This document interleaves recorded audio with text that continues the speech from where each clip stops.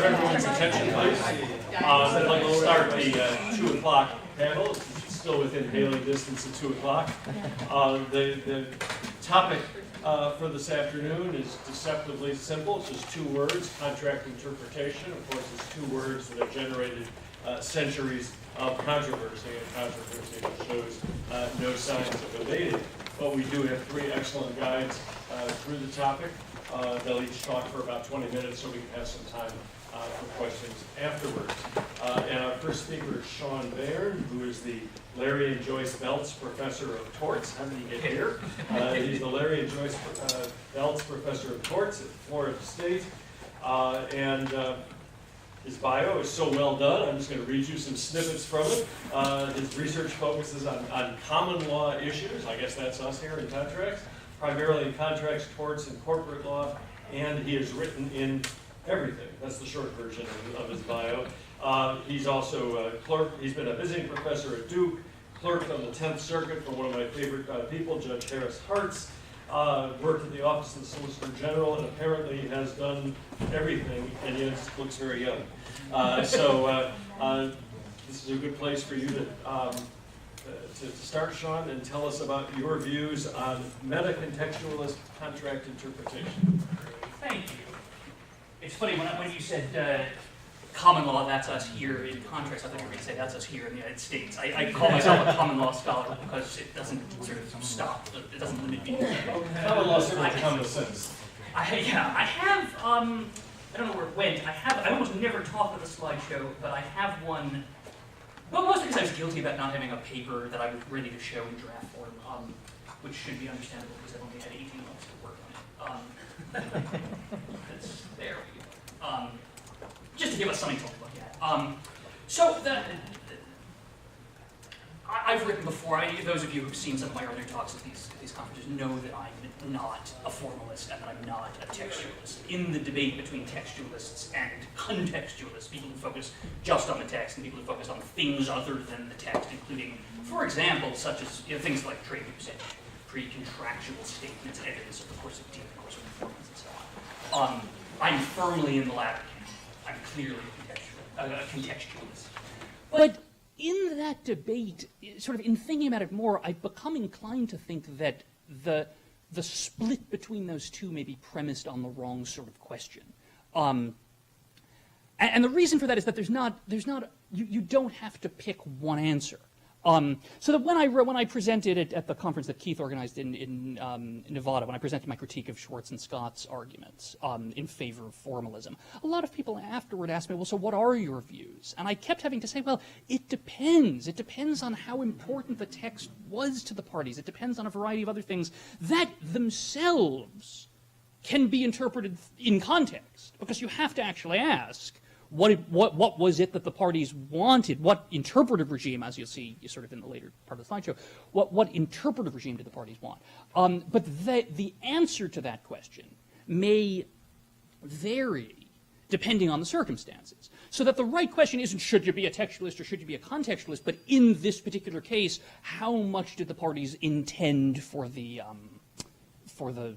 whatever text there is to bind them. So the thesis, the argument that I'm trying to make is relatively simple, particularly compared to the papers I've presented at the past incarnations of these conferences, which are usually sort of deeply theoretical and complicated to explain. Instead of asking how should all contracts be interpreted, I suggest we should focus on sort of how particular parties, or if we don't know, how reasonable parties in their circumstances would want their kind of contract to be interpreted. That part of the thesis is not original to me. It comes up in passing in a variety of places. It comes up, I think, most explicitly in the article by Bob and Alan that I criticized several years ago at this conference, that I've critiqued on sort of economic grounds. Their premise, which I think is correct as far as it goes, is that if parties have a strong interpretive preference, we should at least care about that, if not necessarily make it decisive in all cases. If 2 parties would tell us, we want our text to govern, if they actually agreed to that, then it should govern. Now, I'll clarify what I mean by this. They have to actually have agreed to it. The text itself, having said that, shouldn't be enough. because that may have nothing to do with the agreement between the parties. But if the parties have agreed on an interpretive regime, then as long as it doesn't run into the typical problems you run into when constructing the meaning of a contract, as long as it's not fraudulent in some fashion or unconscionable as a really outer limit in terms of what might be extreme, then I don't see why we shouldn't at least care about it and perhaps make it decisive. Now, the next part of my thesis, I think, is original with me, and that's that deciding the question of what interpretive regime to apply, should itself be determined as you would interpret things if you were a contextualist.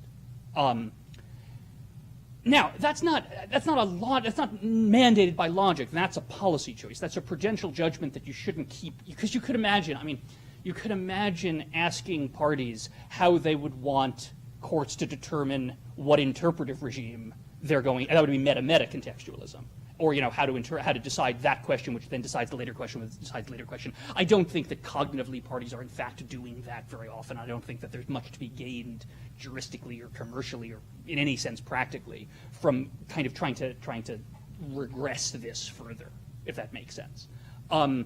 I do think, though, that you can't use text just to show the power of text, because that, again, my premise, there's sort of a lot going on here, I guess, in the background. My premise is that ultimately we should be looking at what the parties wanted, because that's, in terms of policy,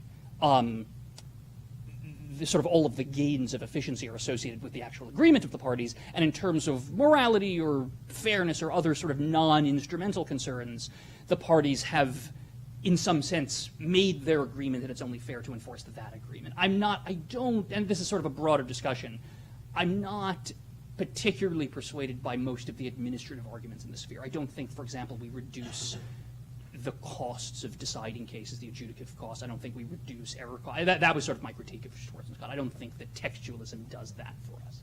But in any case, just to sort of lay this out, again, just to be clear, I think we should let the parties choose what interpretive regime we apply on their behalf, but that in determining what choice they made, determining what agreement they made about that interpretive regime, we should look at the background circumstances. We should figure out, and I'll talk a little more about this, what the parties wanted in terms of the interpretive regime.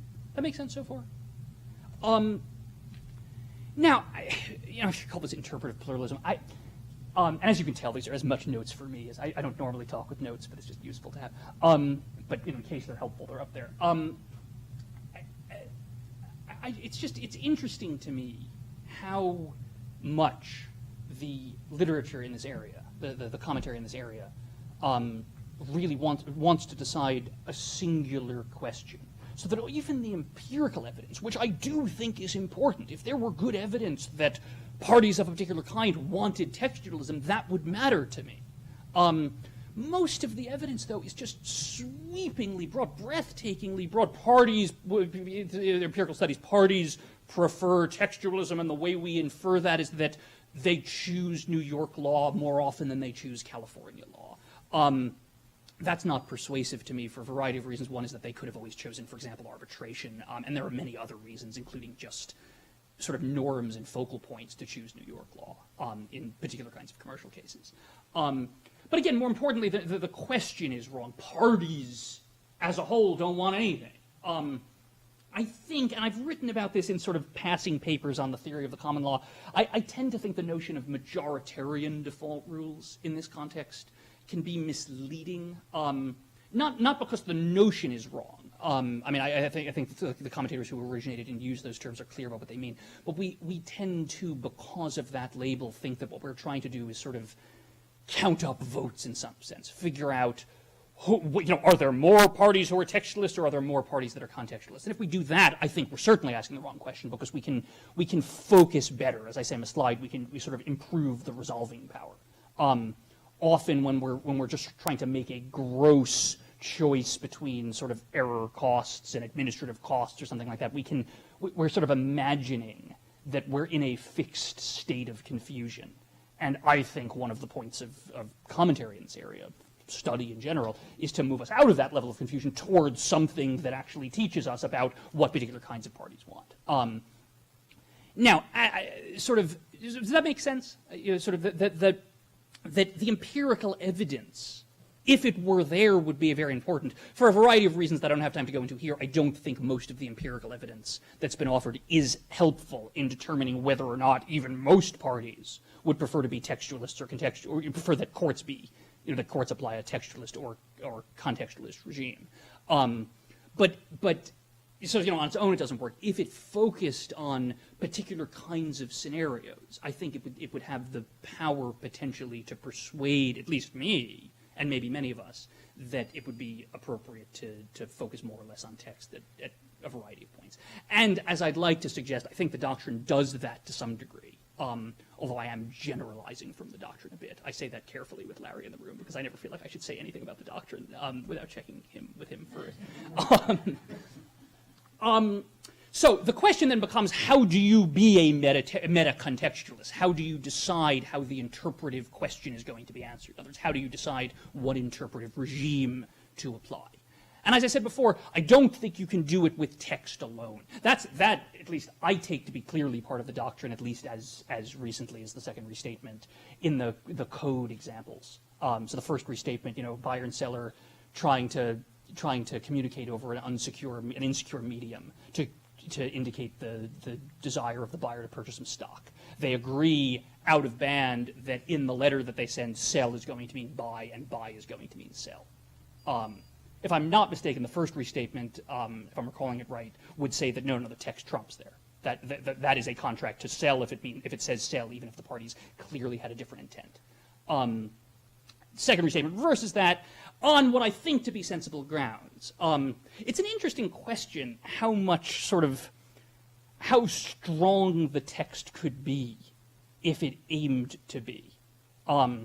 So that, under modern law, I take it to be the case that if you say, if you can prove that buy means sell, then buy means sell, even if the document says otherwise. It would be an interesting question. What if the document says, and by the way, this is not in code? There's a great old Saturday Night Live sketch back, whenever it says back when it was funny.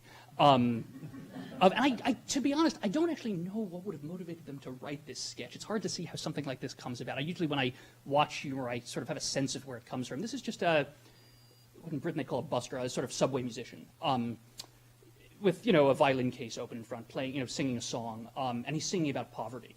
And someone walks by and dumps change into his violin case. And the guy stops and says, I'm not looking for your money. What do you think I am? I'm doing this for art. And the passerby says, no, you were just singing about poverty and how you need the money. He said, that's just a song. And then back in the song, when he starts playing it, he says, singing now, playing the violin or whatever, don't listen to me, what I was just saying. I actually do need the money. I'm going to starve. And I think that sort of nicely captures the interpretive problem. Who do you believe at which time? I think that the text, I'd like to tentatively float this. I don't think the text should ever be powerful enough that it could displace the kind of the meta-contextualist notion that I have in mind. I think if the parties agreed that the text would represent their agreement, then that's fine. But I don't think that the text itself saying that is enough. Certainly, it's not enough for fraud, although, well, that's not even certain anymore because of the no reliance clauses. But clearly, a situation of duress is not excused by virtue of a contract saying, and this was done freely without a gun pointed to my head, if there was in fact a gun pointed to your head. Maybe one of the core disagreements I have with the textualists is that they think that merely using text reflects, producing a written agreement of some kind, reflects a party's meta-interpretive decision to be textualist. Why produce the text, in other words, if it's not going to matter? And that, I agree, has some intuitive force behind it. Text historically provided evidence. It indicated deliberation in the sort of fuller consideration and forum sense. It was weighty. Now, I don't know, maybe I just don't share the cultural norm that's behind that argument to the same degree as people who make it do. I don't think text is that weighty. I think particularly these days, if you ask a 15-year-old, text is among the least weighty things that they can do. It's too, why don't you call someone up, you might ask, if they're 18 years old. They say, oh, that's too formal, that's a big deal, let me just send them a text message, quick email, something like that. Text is increasingly, I think, sort of used in ways that have nothing to do with either. I mean, there is evidence of the text message, perhaps. But these days, there's evidence of everything, right? Voice recording is fine. I don't think that text has any special place in its own right, at least not merely as text. Now, a 250-page merger agreement, sort of following on in the discussion at lunch, something where the parties were clearly playing a game of some kind. It doesn't have to be as stylized as in the lunch speech. It doesn't have to be that they're actually playing a game. But if what they're clearly doing is negotiating in view of that document to be produced, and and you can infer from the circumstances that that document is going to bind them, then I think it makes more sense to pay attention to the document, because that was just contextually clear what the parties wanted. But the mere use of text to scribble something down certainly shouldn't override trade usage, because I don't think that's what anyone expects. The UCC is right about that generally. Although again, there are confusions about whether express or express provisions should trump things like trade usage. Anyway, is that clear so far? Makes sense. So I think it sort of, in addition to how much they focused on the document, if there's evidence of that, I think relatively simple things should inform this meta-interpretive decision. Among them being, what kind of text was it? Is text typically used to reflect the whole agreement in these circumstances? Maybe what does the text say, to some degree, knowing that that's not going to be dispositive? Are the parties in the same trade, or are they in different trades? Do we expect that they were using this document as a form of intermediation between the two of them, rather than just as a standard thing that nobody expected to govern in any meaningful sense?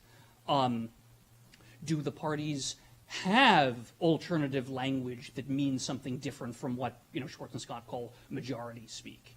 And if so, how does that lead us to interpret what they wrote down? All the things that matter in making a normal interpretive decision should matter here.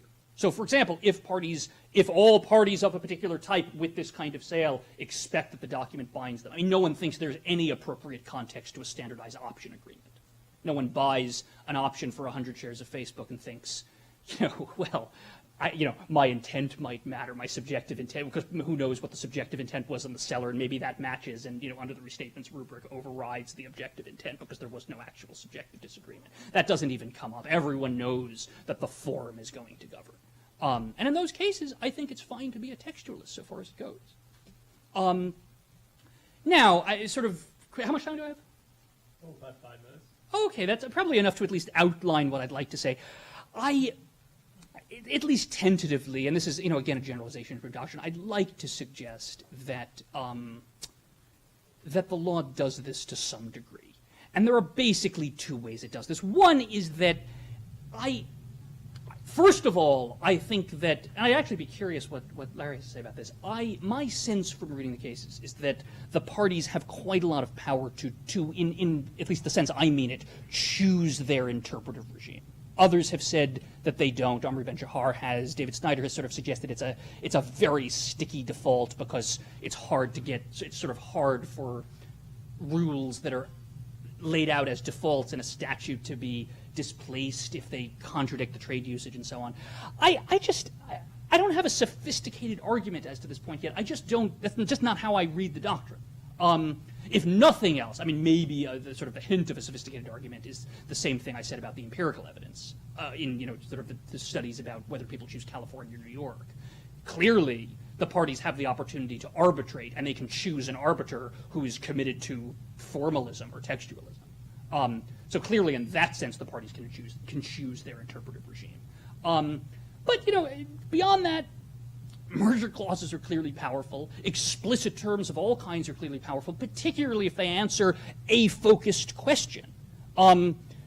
So if a document says, we intend for the parties to interpret these terms just as they're written in view of the way that anyone would use this language, and that has nothing to do with our trade because we don't think we speak the same trade language and we think that's subject to dispute. My sense, my prediction is that that gets enforced, which is different, again, from just having some words in the text dictate the interpretive regime. And it's different from a sort of a kind of very broad statement that says we intend all of these terms to be used in majority language ways, when in fact that might not be what the parties intend. But what I think the grain of truth that Schwartz and Scott and Ben Shahar recognize here is that there is still a resort of some kind to context.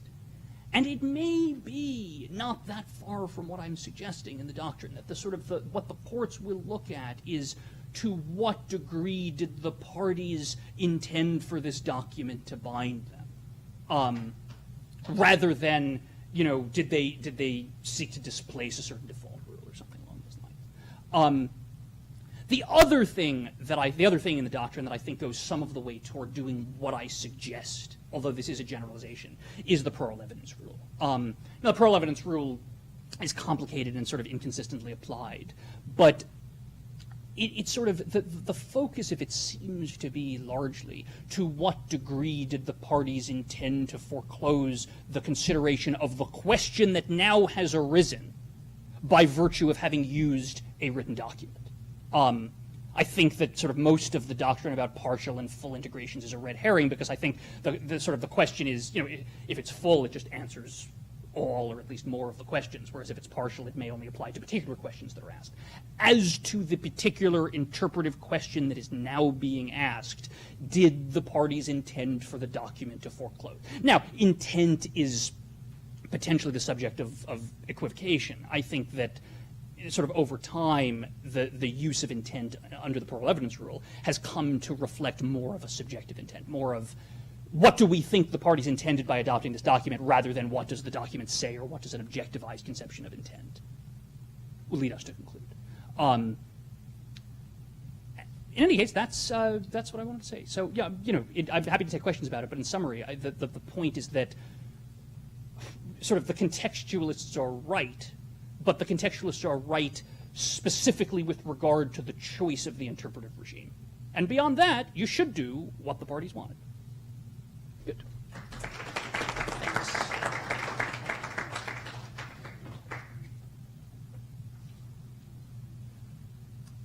Well, thank you, Shawn. Our next speaker is Peter Gerhart, whose title of his work also speaks of contextualism. He's going to speak about efficient contextualism. Now, Peter was the dean at Case Western Reserve from 1986 to 1996. That sounds like 10 years, but it's 10 dean years, so it's about 70. I mean, this is quite an accomplishment. And he also has a very interesting biography, because his specialties are divided into two categories, BD and AD, before deanship and after deanship, because as he tells us in his biography, that before becoming a dean, he was a noted expert in antitrust and trade regulation and later international economic law, but he now specializes in torts, property, contracts, and legal theory. So that deanship brought about an important metamorphosis. And he's written two similarly titled books, Tort Law and Social Morality, Property Law and Social Morality, and he warns us that a third one with the word contract somewhere in the title is on its way. So without further ado, let's welcome Peter Gerhart to talk about efficient contextualism.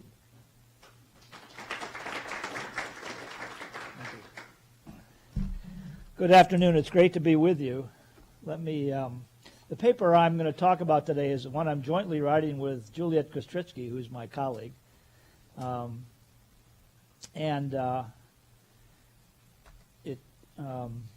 She's given me the privilege of presenting the paper, which allows me to take some liberties, which I'll talk about in a second.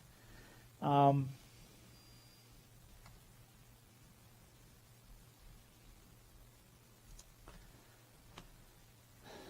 it's great to be with you. Our paper has three main points, and Shawn set up our paper very well, because we agree with Shawn that the debate between textualists and contextualists is a false dichotomy. That is, we think that far too much ink has been spilled talking about a choice between these two regimes. So that's the first point of our paper, although it's actually not a major point of the paper. The major point of the paper is the second one, and the one I'll spend time talking today. There is a better way to think about interpretation. So one of our criticisms of the textualist-contextualist debate is it misses what we might be doing and might be doing better. So the main point of this paper is to present a methodology of interpretation that avoids this dichotomy between textualism and contextualism. And then the third point of our paper is that any interpretive methodology must be based upon a realistic model of how parties bargain and the kinds of trade-offs they make. So our methodology incorporates a model of bargaining that is important to it. So as for the contextual debate, there are lots of ways of saying why the dichotomy is not worth talking about any longer. One is that any regime of this kind is a poor proxy for what we're trying to determine. We're trying to determine what the obligations of the parties are. And to say that text is a proxy for obligations or say that context is a proxy for obligations misses the point. The question is, how do we determine what the obligations are? So our paper tries to put aside the textualist-contextualist debate by talking about how imperfect the proxies are, and therefore to set up the option we have of finding a better means of interpretation. When we think about how we make decisions, we don't pre-decide by deciding a rule on which we're going to make decisions. We make the decision. And so to ask courts to decide how they're going to decide before they decide in a way that binds how they decide, I think makes no sense. Textualism leads to unwarranted literalism, and if you look at the number of cases that have gotten to courts of appeals simply because the lower courts applied the terms literally, you'd see an enormous waste of social resources.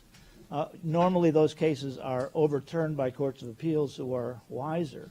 And courts of appeals then say, well, that interpretation was absurd. And one of my favorite examples is the Hummer case, where Hummer signed a contract with a licensing firm, and the licensing firm was going to license the Hummer name and get a royalty for each license. And the contract provided that when Hummer licensed the name, the licensing company would get a license. So then Hummer sold itself to General Motors, and the licensing firm said, oh, well, we get a cut of that transaction because that was also a license. Well, that's an absurd. It was textually accurate. It's an absurd interpretation. And of course, the problem with contextualism is unconstrained. It just leads to unnecessary costs and doubt on both the part of those who contract and part of the courts. And a significant point I want to make is what we're presenting in this paper is not a rule-based approach to interpretation. It's what I call a methodology. It's a way of thinking about the world that we're recommending to judges that they substitute for a rule-based approach, so that it's a way of thinking about relationships. And I call it determinate reasoning, or in this context, efficient contextualism. And what I want to do is sort of introduce you to the concept and then show it in general terms and then show how we might apply it in particular cases. Obviously, the first step of any methodology is to determine the goal of interpretation, and I'll come back to that in a second because that might be controversial. And then the second step is to consider how each interpretation, the interpretation of each party, will reach that goal. That is, to what extent does the interpretation claimed by the party reach the goal that we have set for interpretation? And then the determinant part of it is to say, well, if your interpretation is going to reach the goal we've set for interpretation, what must be true in order for us to accept your interpretation? That is, what are the determinants of your interpretation?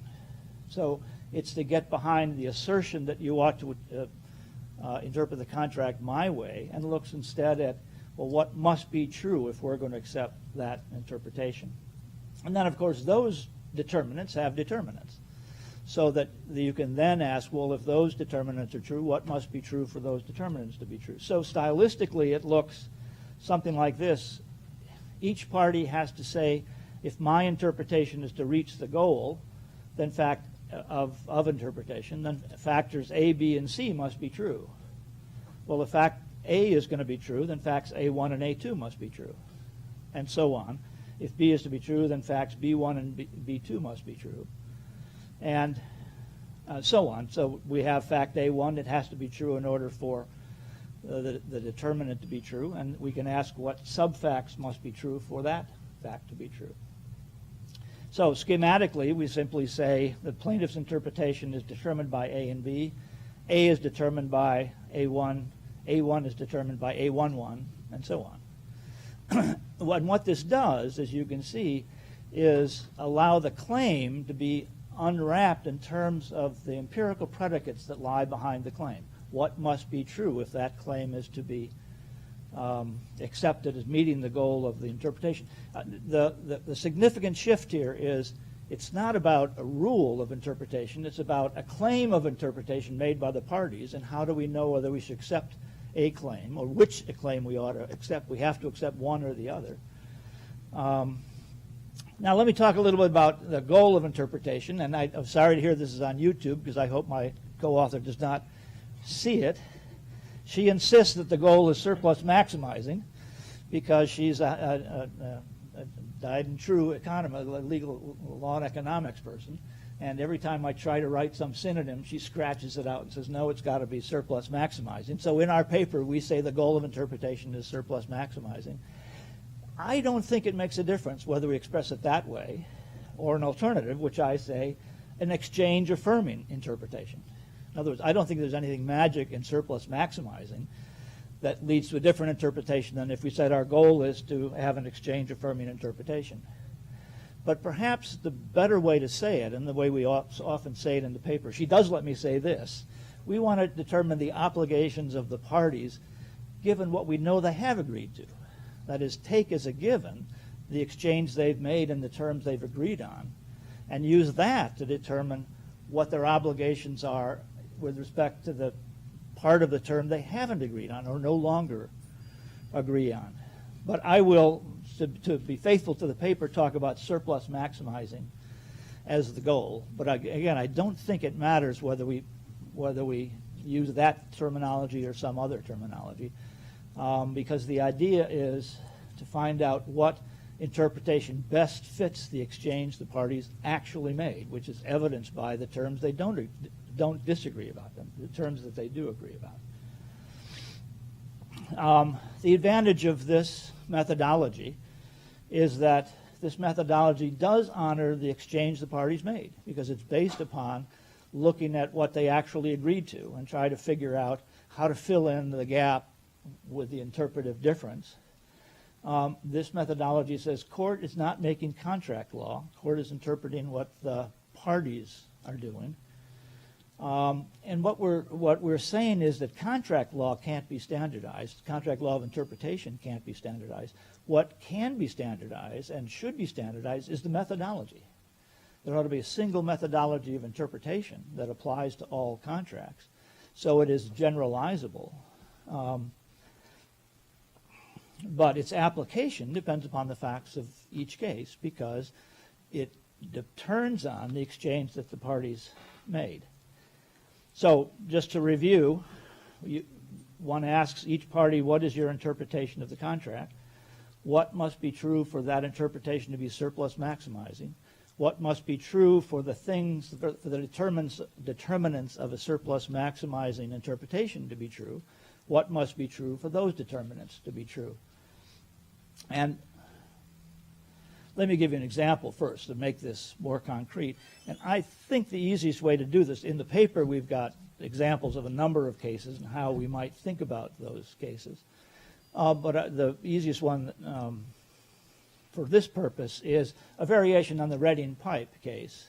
This is not the Reading pipe case, but it's like the Reading pipe case where the contract specified Reading pipe, and the buyer says, well, I wanted Reading pipe from the Reading Pipe Company. And the seller contractor says, Reading pipe means of a type of nature of sold by the Reading Pipe Company, but it's a generic term. It doesn't mean source specific. So the conflict is does Reading pipe mean genuine or does it mean equivalent? And so here you see an interpretive disagreement about what a term means. And using our process, we ask to the buyer, what is your surplus maximizing interpretation and what would make it surplus maximizing? The buyer says Reading pipe means the real, authentic Reading pipe from the Reading Pipe Company. That would be surplus maximizing if the buyer had a preference for general Reading pipe and the contractor either knew of the preference or should have known of the preference. So that's the first level of surplus maximizing interpretation. Well, then we can ask, what are the determinants of whether the seller contractor should have known, actually knew, or should have known? Each of those have determinants because knowledge could be proven by a communication from the buyer to the seller, and clearly, or could be proven from evidence of usage in the trade. And then determinants of should have known. It depends upon whether the seller should have asked the buyer, should have clarified the term, whether there was a preference for Reading pipe, or should have known that buyers have a preference for the genuine Reading pipe. So that's the buyer's case. The buyer's story, I wanted Reading pipe, I didn't get Reading pipe, I sue, I win. Well, the seller then says, well, here's my surplus maximizing interpretation. The seller, and it would be the seller knew that the buyer did not have a preference for genuine Reading pipe, either because, and what determinant of that is the seller asked and found out that the buyer didn't have that preference, or that the seller is reasonable in assuming that the buyer did not want the genuine article and could not have reasonably known either that the buyer had a preference or that the seller should ask the buyer about preferences. Now, you see what we've done is we've set up a decision tree from the standpoint of the buyer and the standpoint of the seller. And if you put those side by side, what you soon see is the ability to identify the issues that really separate the parties. That is, the factual issues that are really at point. Because the seller's claims and the determinants of those claims are going to be mirrored by the buyer's claims and the determinants of those claims. And at some point, the seller is going to say, yes, X is true. At the same time, the buyer says X is false. And there you have an issue to be decided. So I think our methodology has real advantages. The hardest part of the step is to figure out what the surplus maximizing interpretation is. But here our advice to judges is simply ask the parties. Write a brief and tell me why your interpretation is surplus maximizing, given, or whatever term you want to use if you're not an economist, given the terms of exchange that are not in dispute. And then the logic of the asking, well, what must be true for that surplus maximizing interpretation to be true, follows from that. So the courts can easily see what issues need to be tried, if any, what issues can be decided as a matter of law, that is the obligation of the buyer to tell or the seller to ask about clarity. And it allows the court, as the last point here says, it allows the court to focus on the value issues that are involved in the case. Should the seller have asked the buyer? Should the buyer have said, I've got a special preference for Reading pipe, and I want the contract price based upon my preference. So these interpretation cases boil down to either a factual issue that can be decided on summary judgment or decided on a motion to dismiss or decided in a shortened trial, because the whole idea of efficient contextualism is to try the few issues that really matter in the case, or they're decided on the basis of some value decision that the judge is making about who had the burden of clarifying the meaning of the term in a way that would have avoided this problem. So that's the methodology we would recommend replace the textualist-contextualist debate.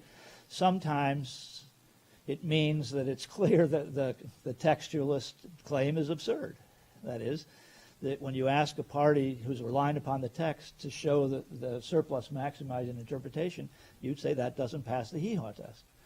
At other times, it allows you to identify the parts of context that are really at issue in a particular case.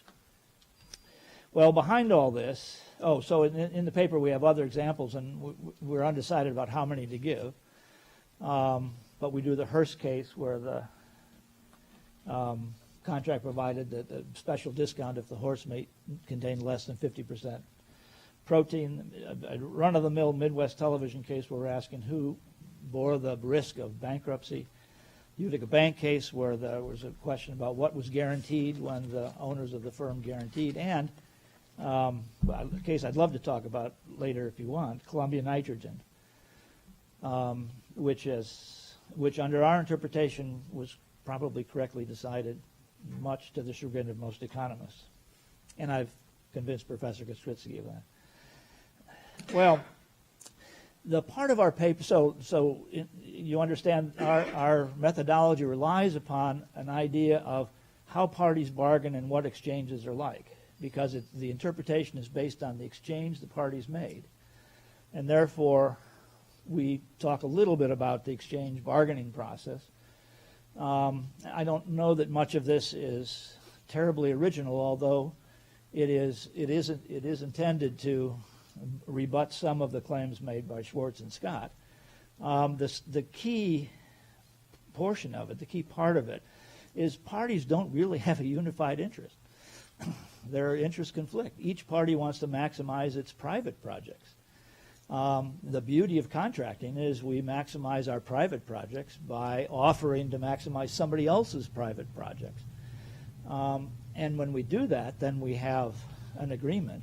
But we ought to approach contract interpretation from the standpoint that there's no unity of interest, especially in an interpretation case, because the interests of the parties are inherently to minimize my costs, which is to get the most from you at the least cost to me. So that the dynamic is not, we're going to have this wonderful unity of contract and the goal is not the contract. The goal is the exchange. And negotiation reflects that.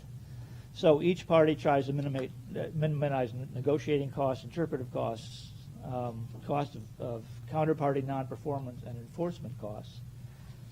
But key to our paper is the notion that there's no unique solution to the bargaining problem they face.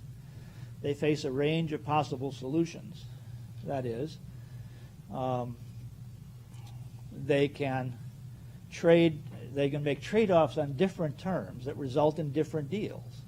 So they can make trade-offs with respect to the delivery date or terms of delivery or a whole host of things, so that it's impossible to predict ahead of time when they're in negotiations how the negotiation is going to come up or what kind of trade-offs, which means it's impossible to interpret the terms they did use unless you understand the trade-offs they made. The trade-offs they made are in the terms they agreed upon. So this notion that there's no efficient equilibrium is very important to the bargaining struggle. That is, there's no, even though they have a goal of surplus maximizing, how they reach the surplus maximizing goal is part of the exchange, part of the terms that they disagree upon. And then we draw a number of conclusions from this. One is the parties want to move forward with the exchange. They don't want the perfect contract, which is much discussed in the literature. The trade-offs they make are unpredictable and interdependent. That is, they may sacrifice negotiating costs at one point in the hope that renegotiating costs will take over. None of this can be put in a rule. None of this can be understood beforehand. Each party has the option of reducing negotiation risk by negotiating further. So each party controls the terms of the deal because they can say, I think we better talk about what Reading pipe means. So it's not like one is at the mercy of the other one. But what all that means, and it's a little more detailed in the paper, they're not going to want to choose a method of interpretation, a rule of interpretation. That is, the idea that we would go to them and say, okay, now you've negotiated all these terms, now tell us what regime of interpretation you want to use, is adding cost to the contract and therefore reducing the value of contracts. And how would they choose? On some terms, they want a textual interpretation. On other terms, they want a contextual interpretation. So we think, without any empirics and without any anything but thought, we think that if they were forced to choose, they would say they ought to use the methodology that Pichhadze and Gerhart recommend. They would want the court to use a methodology that says we're going to figure out what is an exchange enhancing interpretation or surplus maximizing interpretation. Thank you.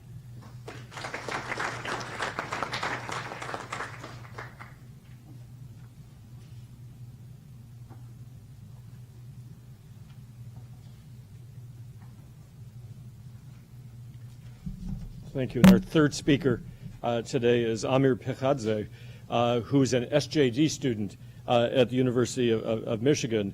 And he's a change of pace for us for two reasons. One is his primary field is taxation. He has an LLM in international tax and an LLB, has an LLM in international tax from Michigan, as well as an LLB and LLM in taxation from the London School of Economics.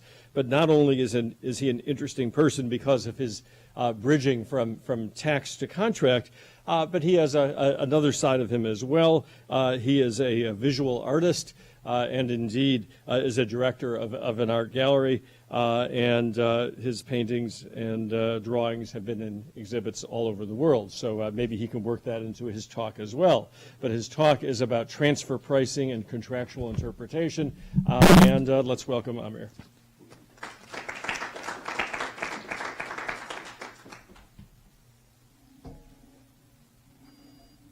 Okay, let's do a little role playing and pretending a hypothetical case for a couple of minutes. I'm going to pretend it into the microphone. I'm going to pretend that I'm a pharmaceutical company located in the UK, and this table consists of some of my subsidiaries. So, subsidiary 1, subsidiary 2, subsidiary 3. You want a 40% markup? That is pretty high, isn't it? But I'm going to pretend that this is a hypothetical case. So I'm not going to name the name of a particular case or the name of particular companies. And I'm going to generalize it a bit because the facts are more complicated than what 20 minutes would reasonably enable me for the purposes of setting out just the simple facts. So we've got this table, and we're all a multinational company. Sub 1 is located in Canada. Sub 2 is located in Singapore, in the UK. And actually, I'm in the UK, so Sub 1 is located in Canada, and Sub 2 located in the US, and Sub 3 is actually a manufacturer of the raw material that is used to produce one of my drugs. Okay? So we're dealing with a particular drug over here. Now, Sub 1 in Canada wants to sell this drug in Canada, and I require it to enter into a license agreement with me so that it obtains the rights and other benefits to sell this drug in Canada. And in this license agreement, I require it to also purchase the raw material that is used to produce this drug, to put it together, from Sub 3, which is the manufacturer in Singapore of this drug. Now, so in order to obtain this right to sell the drug in Canada, it has to enter into, in addition to the license agreement with me, it has to enter into a separate agreement with the sub 3 to obtain the raw material. Now let's assume another hypothetical. Let's assume that, Professor, you are the manufacturer of the generic equivalent of the same raw material that is used to produce the generic drug, and you distribute and sell the drug also in Canada. Okay? Now the agreement, what's the difference between the agreements between you two and the agreements over here? These agreements over here between myself and sub 1 is a controlled contract because it's I, as a parent company, have indirect or direct influence over its management. So it's a controlled transaction, not at arm's length. And similarly, sub 1 and sub 3, when sub 1 buys in the supply agreement the raw material, this is also a controlled transaction, cross-border, because one is in Canada, one is in Singapore, and it's controlled because they're both under common control. They're both subsidiaries of the same parent company, which is me. So these transactions are referred to as controlled transactions, and the transactions between you two are uncontrolled transactions at arm's length, because neither one of you is controlling the other, neither one of you owns the other, and neither one of you are owned by the same parent company. So this is an arm's length transactions, and all the transactions over here are not at arm's length.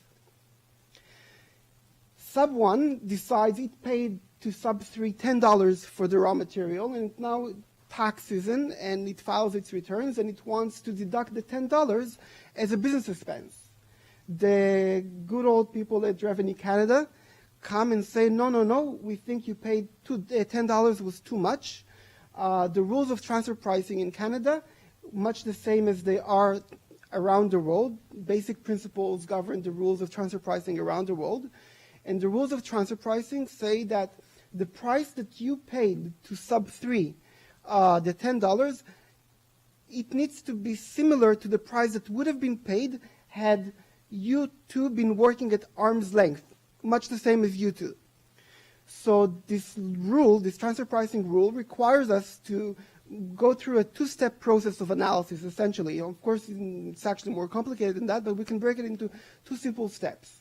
First of all, we have to figure out what is this transaction that we're dealing with? What took place over here? What is the real substance of this agreement? And in particular, we have to take into account the relevant circumstances. The relevant circumstances are those circumstances and conditions that were relevant to the price that they decided, that they agreed to, this transfer price that they set, the $10. Once we establish what it is that we're dealing with, what is this contract, then we can go to the market and we can look for another contract that is similar in circumstances, but the parties were dealing at arm's length, and we can say, okay, so if in a similar transaction at arm's length the price was less or more, then we can adjust the price over here for tax purposes. So for example, if you paid $3 for the equivalent raw material, then the price that was paid over here will be adjusted, and they would only be able to deduct, or sub 1 would only be able to deduct $3 as opposed to deducting $10. That's exactly what the tax authorities argue. They say that the transaction between you two is much equivalent to the transaction between them. And the tax court agrees. The tax court says it looks at the terms of the contract, focusing only on the terms. The terms say, okay, one is buying goods, the raw material from the other. And so this, focusing on the terms, this essentially looks like a supply agreement for raw material, for goods. You two have essentially traded for raw material. You were, based on the terms, you were buying raw material and nothing more. So we can compare these two transactions. And because you paid $3 and they paid, and sub 1 paid $10, then we will assume for tax purposes that sub 1 paid only $3. It will only be able to deduct the $3. And the $7 difference that will be presumed to have been, because what do we do with it, right? So that will be presumed to have been $7 that it should have paid me as royalties. And then there is a withholding tax, so there is a tax consequence to that. And that's obviously not good for sub 1 or this multinational, because it's an additional tax that has to be paid to the government. Sub 1 argues, however, that no, you misunderstand what actually took place over here. What I intended was actually to pay both for the raw material from sub 3 and to pay for at least some of the benefits, the licensing rights and benefits that I acquired from the parent company, from this licensing agreement. The Federal Court of Appeal, this goes on to appeal, and the Federal Court of Appeal says, you know what? Looking at the circumstances of this transaction between sub 1 and sub 3, we find that sub 1 actually was the commercial purpose of sub 1 was to obtain the right to sell the drug in Canada. In order to do that, it had to enter into a license agreement with its parent. The license agreement required it to purchase the raw material from the other subsidiary, sub 3. It had no choice. And it was kind of forced into it in order to be able to obtain the right to sell this brand name drug as opposed to the generic. So looking at the commercial purpose, which is this background circumstance of the supply agreement between sub 1 and sub 3, we infer that actually the purpose of the supply agreement was to pay for both the goods, the raw material, and at least some of the licensing rights and benefits. So the intention was, we infer that the intention was actually to pay for goods and services. Why is that important? Because all of a sudden, if the intention was to pay for the goods and the services, that means that the transaction is not actually comparable to the transaction over here, because this was a transaction for goods only. It's also important because all of a sudden the $10 may seem to be reasonable. If I was paying for goods and services, or if it was paying for goods and services, then it was getting more than just where in your transaction you were paying for just the goods. Keep in mind how important the contractual intentions over here in the supply agreement, how important they are, because essentially the intentions end up bridging the relationship between the supply agreement and the surrounding circumstances. Because the inferred intention from the background circumstances, the commercial purpose, and the supply agreement, because the inferred intention was to pay for both goods and services, then the agreement, the license agreement, is relevant, is linked to what is the transfer price between sub 1 and sub 3. A circumstance in the background of the transaction is relevant if it relates to, it has an impact on the price in the transaction between sub 1 and sub 3. Okay. The $1 million question becomes, both at the tax court and at the Federal Court of Appeal and at the Supreme Court, in different ways, they end up inferring what the intentions of the parties were, those intentions creating the link between the circumstance and the transfer price. They reach different conclusions about what the intentions were. The tax court looks at the terms, express terms. The Federal Court and the Supreme Court look at the circumstance and infer the intentions. They're all trying to get to the intentions in the supply agreement. The $1 million question again is, how do they get there? Neither of the courts attempts to, or in its written decisions, does follow and apply the relevant rules of contractual interpretation. So the tax court just decides that it will look at the terms. The Supreme Court decides to look that decides that the background circumstances seem to be relevant. It seems to make economic sense that the commercial purpose was to obtain the right to sell the drug, so it only makes sense that it intended to pay for both the goods and the services. But again, how did they go about doing it? Did they go about finding what the intentions were correctly?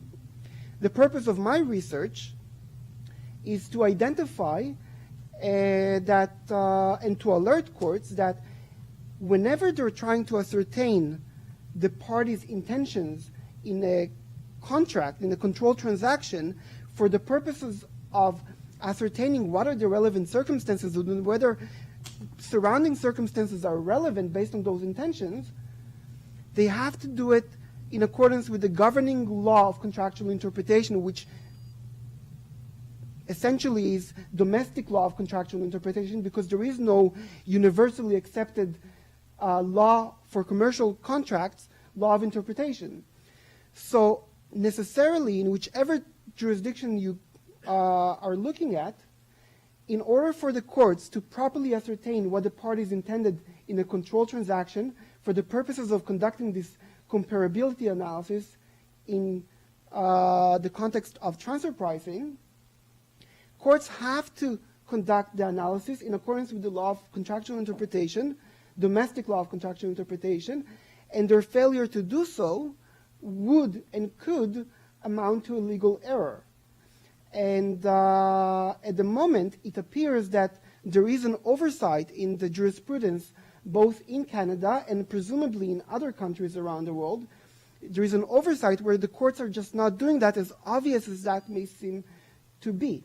Moreover, there is also an oversight about the role of domestic contractual interpretation law more generally in the secondary literature on transfer pricing.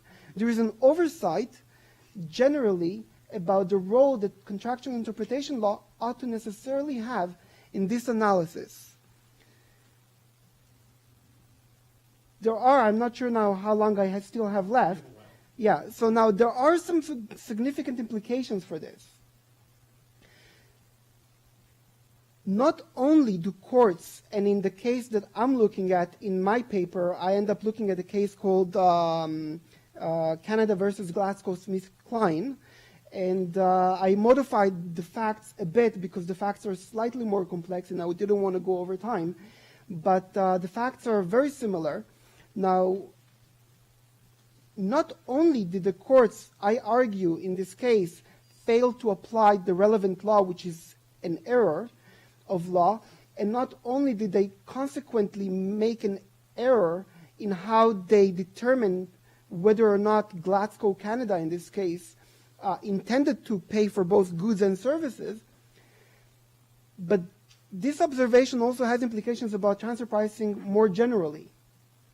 And the important implications that I intend to point out in my research is that once you identify that this comparability analysis needs to be applied in accordance with the law of contractual interpretation, domestic contractual interpretation,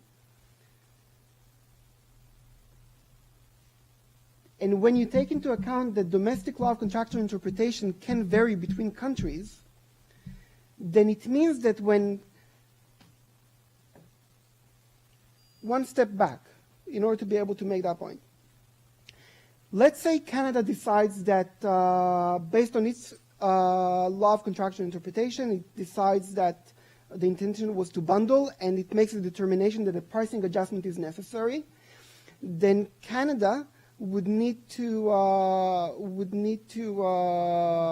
make a transfer pricing adjustment, and then the other country, okay, that is involved in this scenario. So, for example, the UK would need to make a similar adjustment and calculate its tax consequences, how it taxes me, the parent, for example. No, actually, Singapore, because the agreement we're looking at is between Canada and Singapore. So Singapore would need to make a similar adjustment, because if Singapore doesn't make an adjustment, then the group as a whole will be double taxed.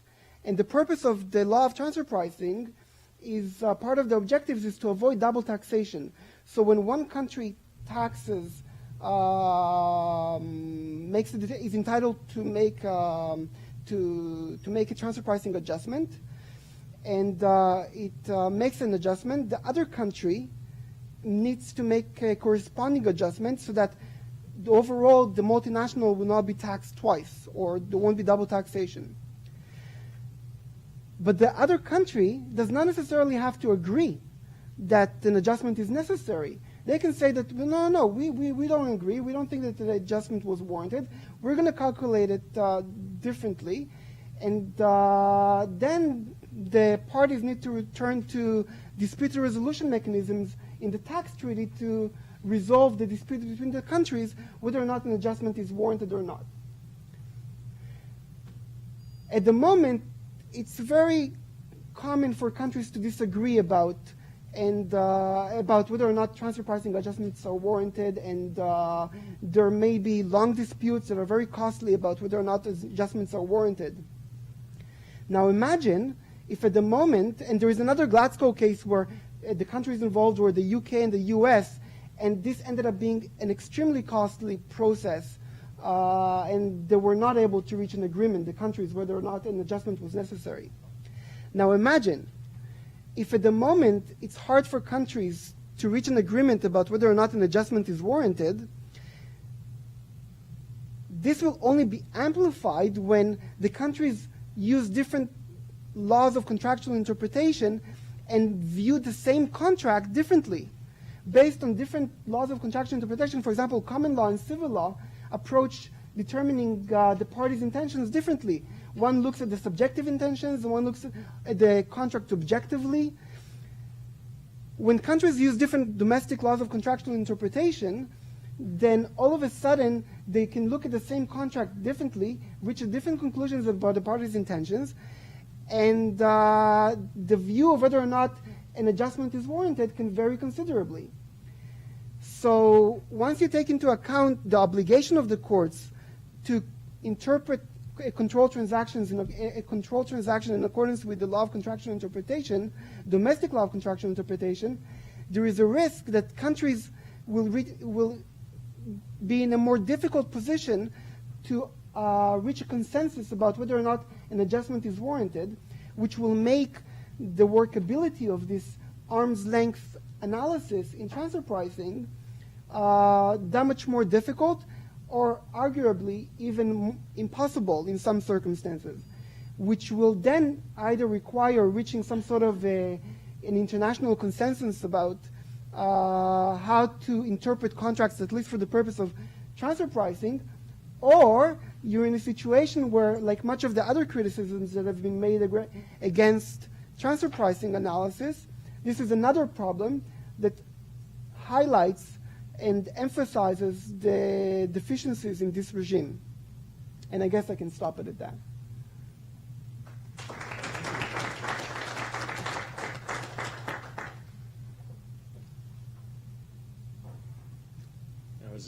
As I read the schedule, we're under a little bit of time constraint because at 3:30 there are both refreshments elsewhere and other sessions in this room. So we will have to vacate on time, but we do have 15 minutes for questions, and I'll try to repeat the questions to the best of my ability. Yes? Something to Shawn. First, it was very interesting, but I think that in the end you are contextualist. Why? Because I think that also the contextualists will say that when the court will want to interpret the contract, they will ask the main question, what was the intent and what regime they wanted to get inside. This is only one question they will ask, but they will ask it. So they don't have any dispute, I think, with the contextualist, because he also will say that this is one of the questions the court will ask when they interpret the contract itself. So, Shawn, you've been accused of... Sorry, go ahead. I'm not sure you have a dispute with the contextualist. You want Or to just to repeat for those who are listening, I'll give the short version. Shawn, you've been accused of being a contextualist. Do you have a defense? You caught me. I think that's largely right. I think that my paper has much more to dispute with the textualist than with the contextualist. What I would say to the contextualist, which is really what I would say to myself, is just to be open-minded to. I wanted to say that you are contextualist. Exactly, that's what I mean. What I would say to the contextualists, which is to say what I would say to people like me, is that we should be open to the possibility that in particular settings, either there is a specific intent in the parties that their text control, or that we can infer because of their circumstances that there are features of the document that they've produced that should rule out, even categorically in those circumstances, evidence that I would otherwise want to consider as a contextualist. So the question has to be parsed in terms of the sort of dimensions along which it's at. What's the difference between a textualist and a contextualist? The question, for me, it's what types of evidence, what classes of evidence do you allow? Do you allow evidence subsequent to the contract versus prior to the contract, and so on? Is it objective or is it subjective? And I guess I have answers to those in my ideal world, but what I'd like to say is that it's not those answers that should reign, but those, as to those questions, that either the parties we think specifically have chosen or that we can infer they generally would have chosen. And so that's the modification to contextualism that I would otherwise, modification to a contextualism that I would otherwise generally accept. Yes, Joe. This is Peter and Shawn.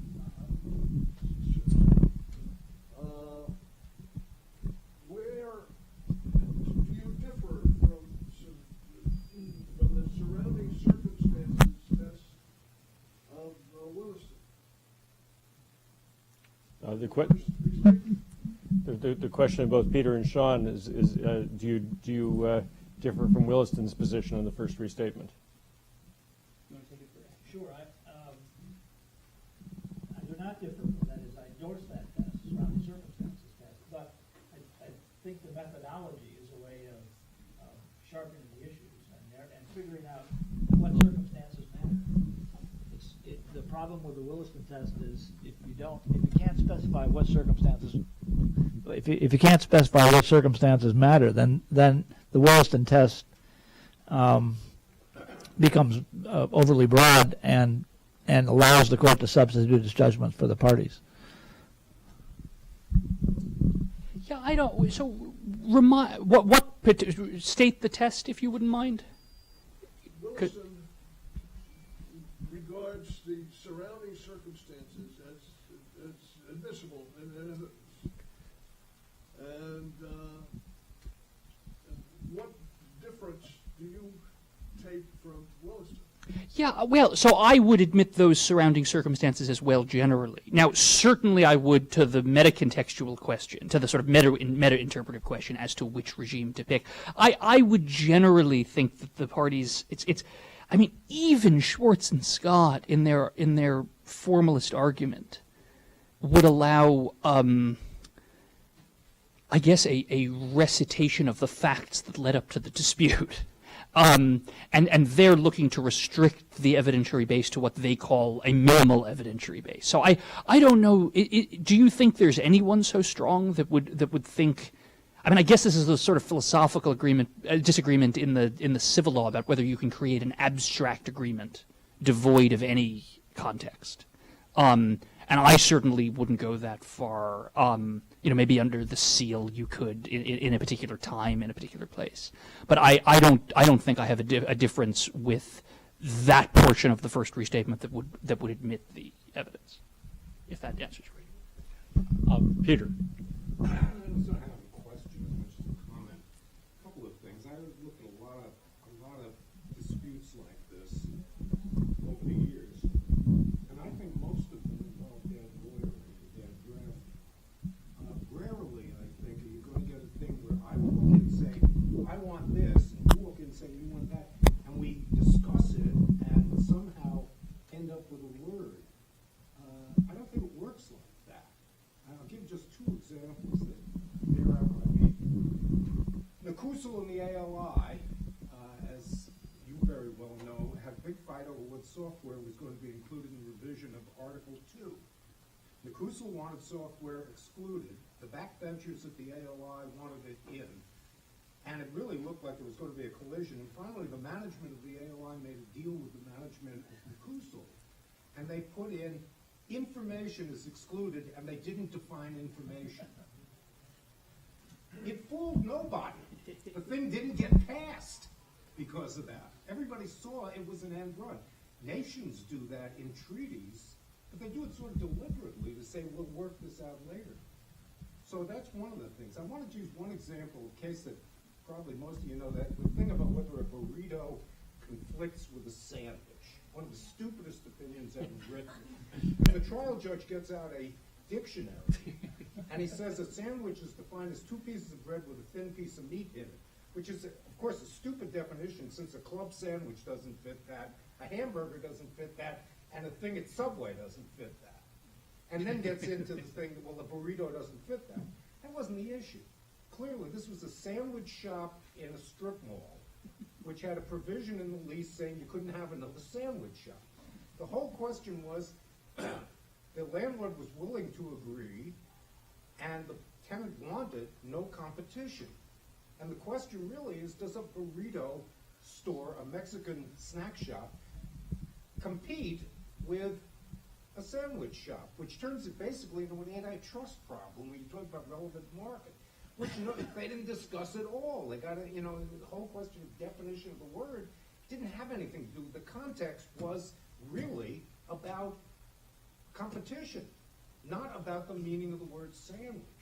And that's why I think that your answer to Professor Perillo's question, that question is a very, a very relevant one in this discussion.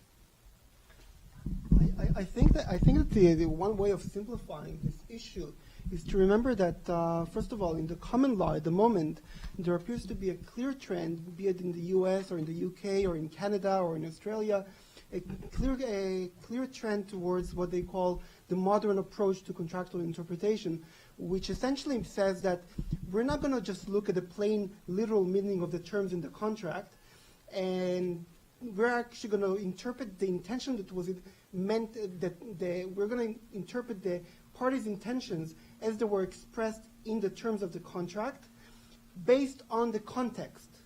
In light of the context, what the law prohibits, however, is to use the context as evidence of the parties' intentions. So you cannot look at the background circumstances and say, oh, what they interpreted was X. If what the term says an intention to do X, you can interpret what X means in light of the circumstances, but you cannot use those background circumstances, the matrix of facts or whatever you want to call it, you cannot use those background circumstances to reveal an intention that was not conveyed in the terms. One of the contentious issues has been, what do you do when the terms are ambiguous? So part of the debate in the US jurisprudence has been, do you require ambiguity in the terms in order to infer intent, to look at the background circumstances, or is ambiguity not relevant? And in Canada and in the UK and in the modern approach, which is dominant in the common law, and currently in the US it appears to be a growing trend as well, within the different jurisdictions, is that it doesn't matter whether the terms are ambiguous, we will still read the intentions of the parties, we will still interpret the intentions of the parties in light of the context, but we will not admit evidence of subjective intention that has not been expressed in the terms from the outside. I agree with that completely.